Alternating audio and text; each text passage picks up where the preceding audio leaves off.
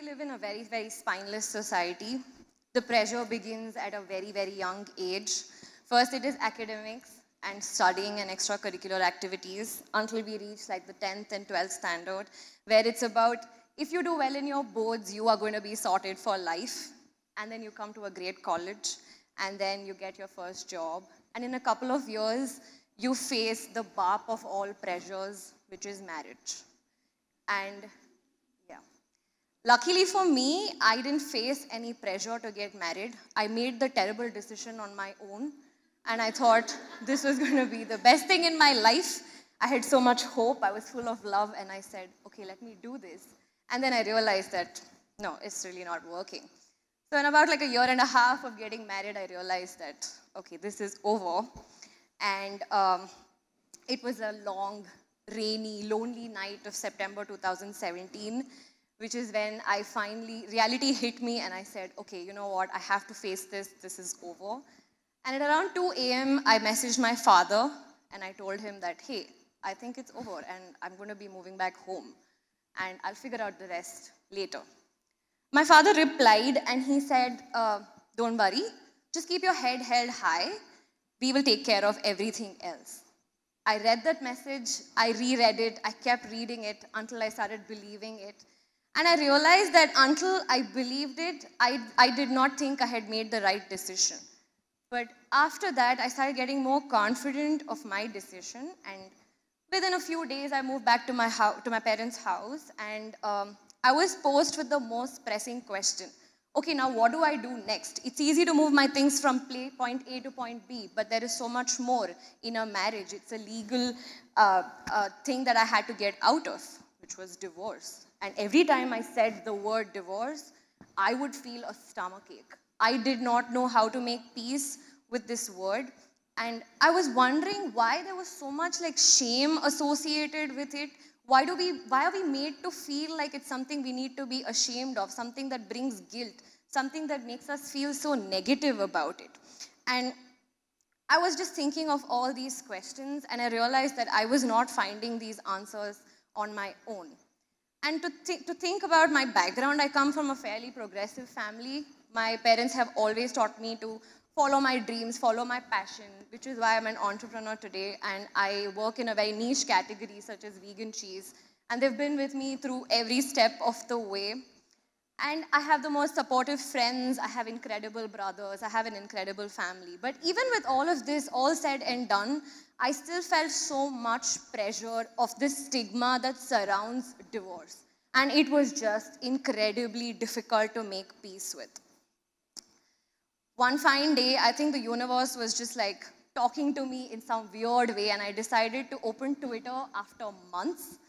And it was one of the first few tweets that I read was this badass woman who was talking about how wonderful her life was after divorce and what she's doing and everything. I did not even think twice. I immediately pinged her and I said, hey, listen, I have this situation. Please tell me, how do I get out of it? And she was amazing. She met me for coffee. And I think those 2.5 hours kind of changed my life. The way I saw something that was so heavily stigmatized in society was entirely different because I saw her living, thriving, doing amazing things with her life, and nothing came in the way. Society did not come in the way. She made sure she made her rules, and it was all according to her plan. And she told me that one day, Shashwati, please believe me when I say this, this is going to happen to you. And that day, I did not know what was going to happen, but I was so glad that I chose to believe her on that day, because I can tell you for sure right now that it has happened.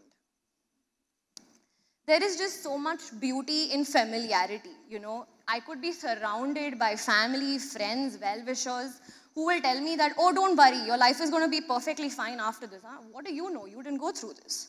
But the second you meet someone who has been through a journey that's very similar to yours, you realize that they could be a stranger, they could be somebody online, you never even knew them before, but you take their word for it because your journey is so similar.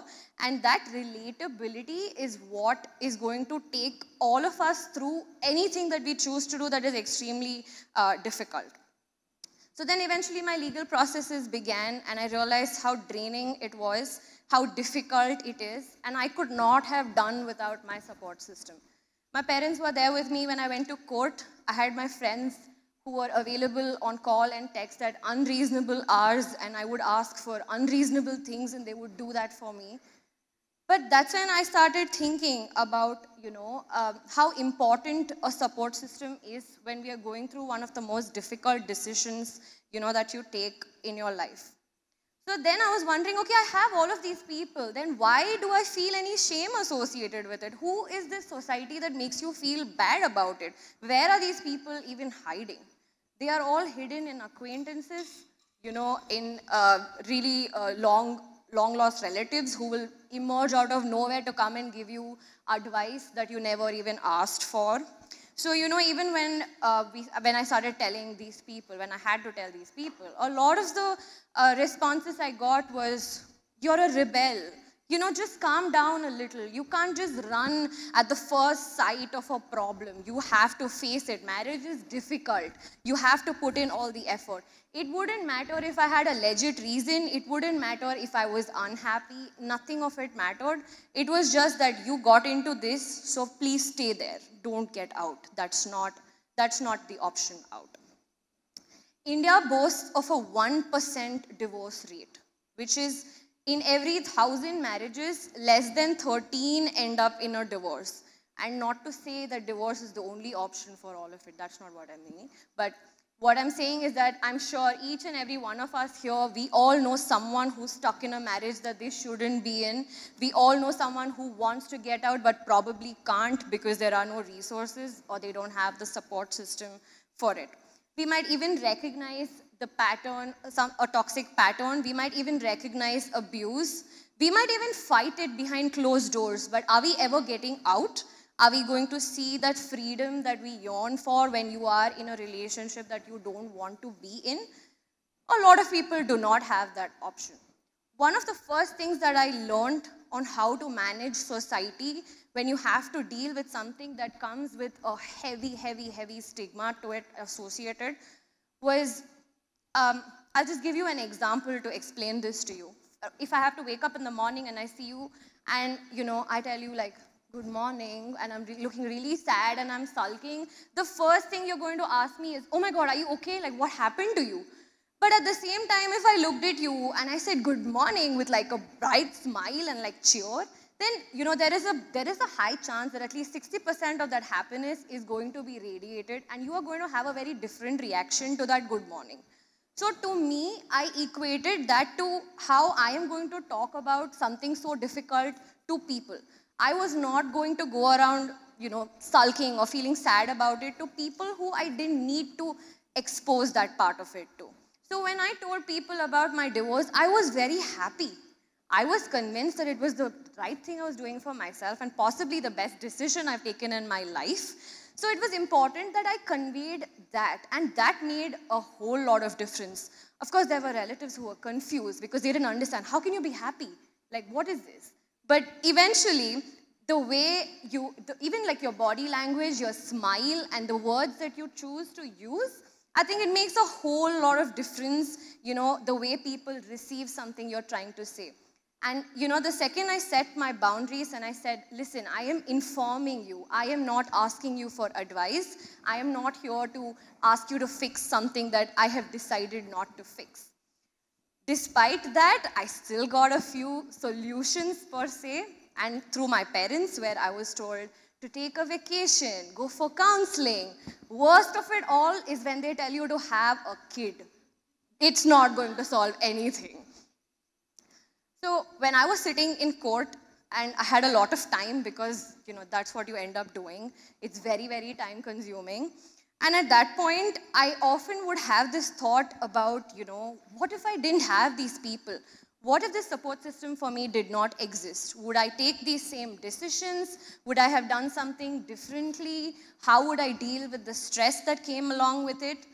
And then I realized that, okay, I have it, but what about the people who do not have this? There are so many people who probably do not come out, do not go to court, do not hire a lawyer because they cannot deal with that part of society that does not support them. There are parents who don't support, there are friends who don't support, and because of which there are so many toxic marriages, so many abusive relationships that we've all heard of. So, which is when I was sitting there is when I decided that I have to plan and execute a support group. That is a physical space for people to come together to share your experiences and just be there for each other, because like I said, there is so much power in familiarity, and just sitting across someone, listening to their story and having some kind of connect is a lot more powerful, than your friends or your family, which is also important. But when you have to, find a balance between the two things, this will obviously make you feel a lot more understood. In 2018, when I was going through my divorce, I was looking for a support group, and I honestly did not find anything. So as my divorce was just getting wrapped up, I decided I was so energetic, and I said, okay, I have to do this. But I didn't go public with it at that point of time. I decided to start something really small. By this time, I was talking to a lot more people online who've already been through a divorce. And I made a very small group with like friends and family. And I tried to talk and I tried to facilitate a group. And I realized that I was not ready for it.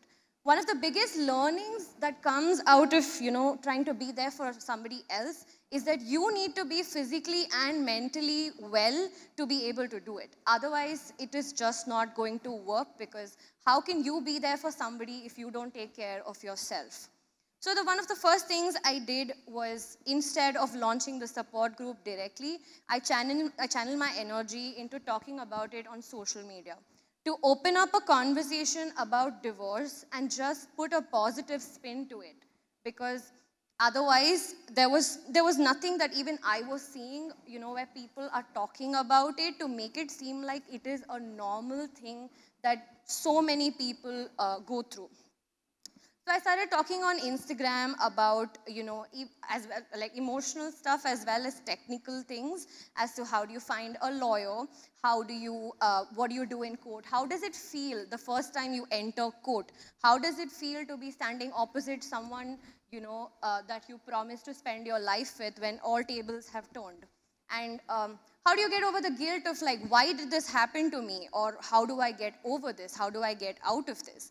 And I realized that so many people, got in touch with me to just tell me that, okay, we did not know that somebody would even come out in the open and talk about it, because that's just how deep the stigma is. We are told not to talk about it. They just brush it under the carpet and they just say, okay, move on to the next thing. There's no need to, stay stuck on this topic. So I think, starting the conversation online also gave me the boost I kind of needed. And then a lot of people started talking to me, opening up about their stories. So I heard a lot of stories of like abuse, neglect, alcoholism, infidelity, and just so many sad stories. But with each story, I realized and I started learning how I can emotionally detach myself from them, not put myself in somebody else's story. Because if I did, then I would not be in a position to help this person. And by help, I don't mean to say that I'm doing this in a professional capacity. I'm doing this only to be there to just let that person know that if you ever need to just talk, need to vent, you need somebody to tell you that it's going to be okay because I got out of something. That is all that, the online conversation led to. Eventually, in a few months, I felt ready. I felt like I have healed, and I felt I was ready to listen to other people talk about it. And that's when, I announced a physical support group space for people to come together. And the response was just phenomenal. And so one of the things that we discussed in the support group was this example of how deep stigma actually is in our society. Is one of my distant relatives, they were talking to us, and I think she forgot that I went through a divorce, and it probably just said it accidentally. And she said, she was talking about someone who was looking to get married for many years now through like an arranged marriage setup. And this guy wasn't finding anybody. And the lady who was talking to us, she told us, you know what, we are so frustrated, we're just not able to find a bride for this guy, that right now we don't even care if it's a divorcee. Like, it doesn't matter. And that's when it hit me that, you're not even considered eligible to be like married again. Like, you're literally last on the list, where it's like, oh, we are not finding anybody who's not been married before. So you know what? We are just going to settle for someone who's done this. So that is how society, looks at us. That is how they make people feel, and that is extremely, extremely unfair. So this is just one of the things we were discussing in the support group. So when we walked in, we were 15 of us, we were complete strangers. But I think when we walked out, we realized we were so much more than friends. And it was intense, but we heard each other out. And there was so much of familiarity that we felt. And there was just this instant connect. And everybody needed it. And somebody just needed to kind of facilitate and put this together. So once again, divorce is extremely normal, but it's heavily stigmatized. And unless we speak about it, it's not going to change. By staying silent, we are enabling that part of society that asks us to stay silent. So it does not matter if you've been through a divorce or not, but talking about it, educating even one person that you meet is extremely important. And until that happens, I shall not rest. So thank you so much. Thank you for listening, and thank you for this opportunity.